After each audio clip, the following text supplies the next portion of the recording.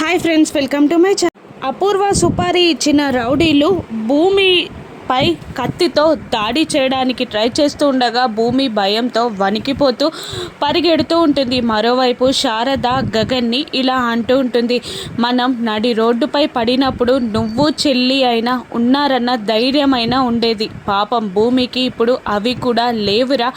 నడి రోడ్డుపై భూమిని వదిలిపెట్టి ఎలా వచ్చావురా, నీకు ఎలా అలా రావాలి అనిపించింది అని గగన్ని శారద నిలదీస్తూ ఉంటుంది. ఇక గగన్ మాట్లాడకపోయేసరికి మళ్ళీ శారద ఇలా అంటుంటుంది గగన్ని, అసలు నువ్వు భూమిని ప్రేమించావా అని శారద గగన్ని అడుగుతుండగా, ప్రేమించాను, నీకన్నా ఒక మెట్టు ఎక్కువగానే ప్రేమించాను అని గగన్ ఆన్సర్ ఇస్తుండగా, మరి ఆ ప్రేమంతా ఏమైందిరా అని శారద అంటూ ఉంటుంది.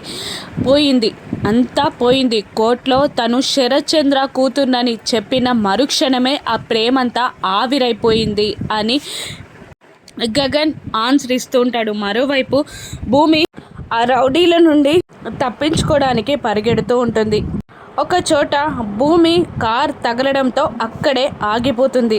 అప్పుడు భూమిని రౌడీలు చుట్టుముట్టి, ఇప్పుడెలా తప్పించుకుంటావో నేను చూస్తా అని ఒక రౌడీ వికిలిగా నవ్వుతుండగా దూరం నుండి అదంతా గమనిస్తున్న అపూర్వ సంతోషపడుతూ ఉంటుంది. మరోవైపు కోపంగా గగన్ ప్లేట్లో అన్నం పెట్టుకొని ఇంతింత ముద్దలు తింటూ కోపంతో రగిలిపోతూ ఉంటాడు. ఇప్పుడు ఆ రౌడీల నుండి భూమిని కాపాడేదెవరు?